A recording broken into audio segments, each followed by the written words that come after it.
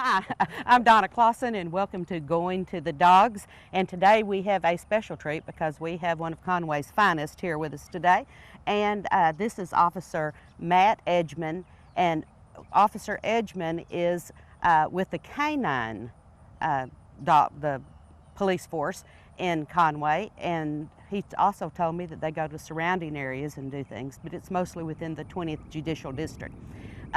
Officer Edgman, tell me a little bit about the program that we have in place with the police department. Well, the Conway Police Department, we have two canines. They are both Belgian Malinois. I have Canine Shaman, or we call them Chewy, and then we have Canine Dax. They're both getting close to about 6 years old. These dogs, they're dual-purpose dogs. We have two separate reasons that we use them. One is for criminal apprehension, and the other is for narcotics detection. Okay.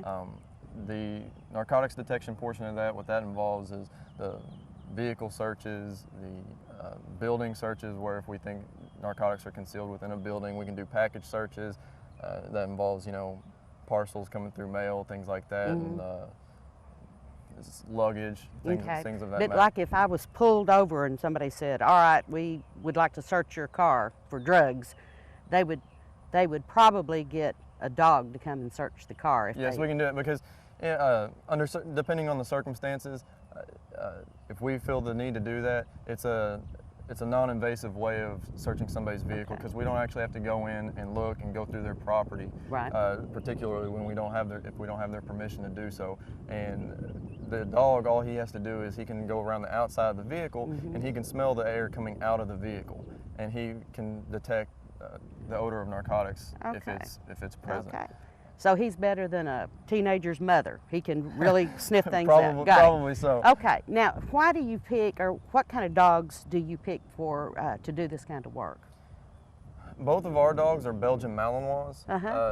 Belgian Malinois and German Shepherds are really common breeds in this line of work. The main thing, though, that they're really looking for in a dog to do the narcotics work and the criminal apprehension is they have to have natural drives. And what they're really looking for, particularly with a narcotics work, is a ball drive. Their drive to chase a ball, play with it. It's their favorite toy in the world. Okay. And that is their motivation when they're looking for narcotics. They think what they're looking for is their toy ball. Okay. So when they're looking for that, it's the way that they're trained, and so that's their motivation. So if you ever see us out, handling this ball, then that's what they think. All right. So that's doing. work. That's work for them, is playing with this ball. Well, now, work is actually play for them. Yeah. Well, this is for me too. Good.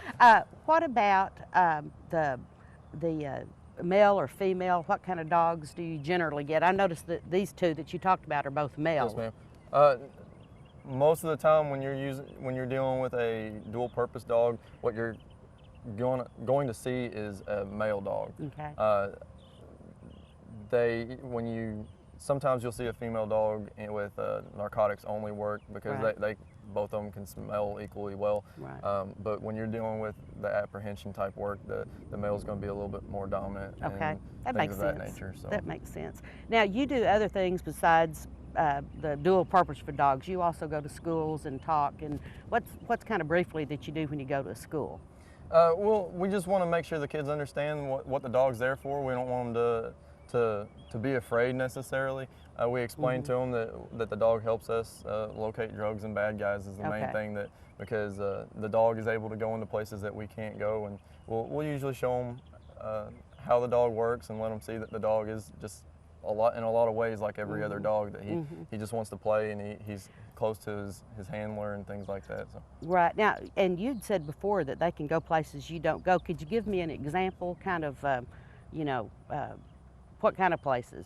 One common thing for us, if we have a suspect that we believe is dangerous, that's fled from us, they don't usually hide in convenient places. They're intentionally looking for somewhere that's hard to get to. Right. So if we say we have a wooded area and they run into that wooded area, they're usually going to go into the thickest part of that wooded area, which particularly at night, that's a dangerous scenario for not only officers, but it can be for the suspect as well, because if you suddenly come up on them, you can't see, you can't tell what they have in their hands, then it's not good for anybody there. So what we can do with the dog is, since he's small, he can smell them, he can see at night better than we can send him into this thicket, and he can use his nose to locate that person without us having to actually walk in there. So bad guys not only have to worry about snaky thickets, but they also have to worry about this dog coming in. Yes, because he moves really fast and he's hard to see at night. So. I'm so glad I'm not ever going to be a bad guy. Well, when we come back, we're going to do a little bit more, and you're going to see what the dog can actually do. So we'll be right back. Hi, I'm Robin Dyer, and I would love for you to come work out with me on my show called Burn. This workout is going to be quick, something you can do at home for your busy lifestyle. Give me about half an hour, and I'm going to help you find your breathless edge. This is the workout that's going to be suited just for you. So come join me, and let's get fit together.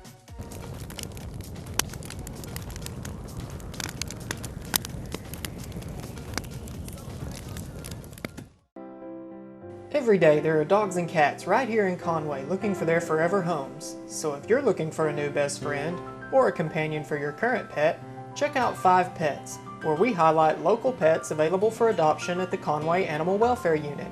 That's 5 Pets daily at 4 a.m., 6:30 a.m., 1 p.m., and 6:30 p.m., with new episodes weekly, only on Conway Corporation Channel 5. Welcome back. We're getting ready for a demonstration from Officer Edgman and Chewy, and I have with me Sergeant Clay Smith, and he's going to kind of do a narration of what's about to happen. But kind of tell us what's going on. All right, what's going on is we're going to do a little demonstration of the abilities of the dog to locate narcotics. Now, he doesn't know he's looking for drugs. What he thinks he's finding is his toy, his favorite toy that Officer Edgman told you about. So the way that they are trained is we associate the odor of the narcotics with their toy. So he thinks he's finding his toy. So there's 2 different alerts that he can give us when he locates that. And there's 2, it's basically what they call a passive alert dog. A passive alert dog will sit and point at with its nose or sit still, and an aggressive alert dog. Shaman is an aggressive alert dog, which means he scratches and paws at the odor when he finds it. So what's going on in his mind is he thinks, hey, I found my toy and now I need to dig it out. So he'll start scratching at, and then Officer Edgman will reward him with the ball, which is what he thinks he's finding. So here in a second, he's going to let him go, and we've got drugs hidden in one of these suitcases, and we'll see if Shaman can find it for us. All right. Okay, we're ready.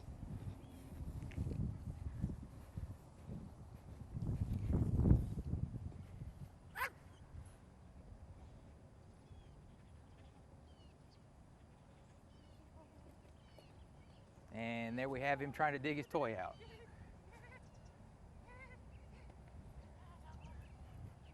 Wow, that was fast. There was no question when he found it. All right, we're going to do a demonstration right now of the handler, or the criminal apprehension side. What the dog does, where he could chase a bad guy down and basically catch him with his mouth for us. I have a protective sleeve right here. This protects my arm. If I didn't have this on, he would bite anywhere he could get a hold of to stop me. So I kind of present this and give him a target area. And again, much like finding the drugs was a playtime to him, this is a playtime. This just becomes a tug of war. So he's not mad or angry or anything like that while we're doing this, but it's he knows when it's time. All right. So we'll show you that if you want to step off to the side. I want to step off. Thank you. All right, all right.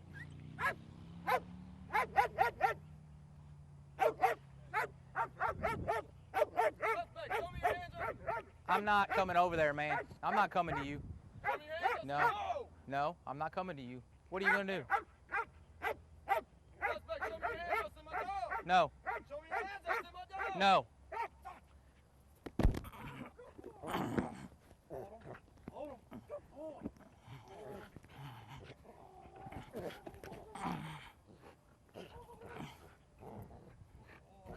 Okay, I give up, man. Your dog's hurting me. I give up. Suspect, stop fighting my dog. Stand still. Wow. That's great.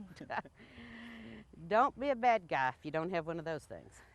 All right, the next thing we're going to show you is what we call a handler protection. Okay. And this is where the dog is trained to protect his daddy, pretty much. Okay. If Officer Edmund were to get in a fight, then Chaman knows that he can come to his aid.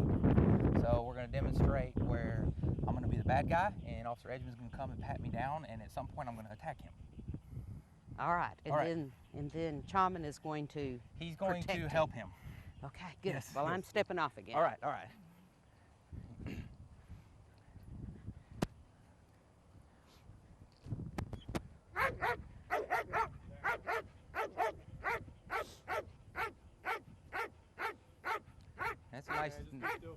That's a nice dog you got there.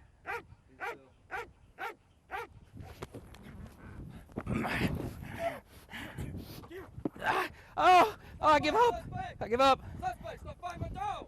Stand still! Well, that was exciting. I love seeing that, and the dog made me just a little bit nervous. And you notice I didn't volunteer to be the one with the little thing. No, no. Now, the dog works and loves to work, but tell me, I don't have this vision anymore that the dog works, you go back to the police station, put him in a crate, and when he needs to work again, you bring him out. What's his life like? Well, our dogs, they actually live with the handler. He lives with me. He goes home with me, and I have a place for him at my house. I feed him. If he needs to go to the vet, I take him to the vet. If he needs a bath, I give him a bath. I'm responsible for everything like that. And I mean, it's as if he is my personal dog. He doesn't, he doesn't technically belong to me, but it's just like my dog. Then when I get ready to go to work, I get dressed, and he knows what that means. When I come out and have my uniform on, I'll ask him, "Are you ready to go to work?" And he gets real excited and runs to the door and sitting waiting to go to work. And then I load him up. We have special vehicles for the canines. The vehicle, the back seat has been taken out of it, and it's a cage. It's flat back there with a rubber mat so that it's more comfortable for him, and where it's a little more protected, where he can't access So he the has glass. his own chauffeur then. Yes, that car belongs more to him than it ever would to me. Okay, well, great. But then we have a lot of people are always concerned when they see the dog in there in the summertime. That vehicle stays cooled all the time, so it's comfortable for him. So he's always ready to work, and it actually has a heat alarm in there. If it gets over a certain temperature, it'll set off an alarm and roll the windows down so that he's safe. But then he works with me. He'll work the whole shift with me, and then when we go home, he goes home with me. All right. And Chaman is about 6 years old, right? Yes, ma'am. And so how much longer will he be able to work? It really depends on the dog. A lot of these dogs, I believe, get about 10 to 12 years before they're retired. Usually what's going to limit the career on one of these dogs is if their eyesight or their hearing starts getting bad, if they start having arthritis, if they joint problems where it's hard for them to run, if they start having teeth problems, where it's painful for them to do the bite work anymore. You don't want them to keep doing that because it's not fun for them anymore. So. Well, Officer Edgman, what is your favorite part about being on the canine force? Well, it's an interesting job because there's always something different with it. I really enjoy that part. I get to work with a lot of different guys because I work a lot with our narcotics unit. I get to work with patrol, and if I go out with our SWAT team a lot, the dog provides security on perimeters and things like that. So there's a lot of different stuff that I get to do, which is rewarding. That in itself is something that I really enjoy. But it's really great getting to always have a partner there with you. I never, if backups en route, already have backup there. He's great for that. A lot of people, they may try to get aggressive with you or something, but he's always in my car barking, letting people know that he's there. He would stop me. And exactly. In my tracks. He's really helped me out more than once where they'll calm back down when they hear him in there. So he's great backup to have. Well, this has been wonderful, and I appreciate you coming out along with Officer Smith, and it's been great, and I've learned a lot, and I understand now dogs at airports and dogs and that kind of thing. Well, thank you so much for being with us today and going to the dogs, and remember, take care of your dog, be a responsible pet owner, and make sure that you spay, neuter, microchip, and register your dog. You need city tags. Don't forget the city tags. Thanks a lot. Bye-bye.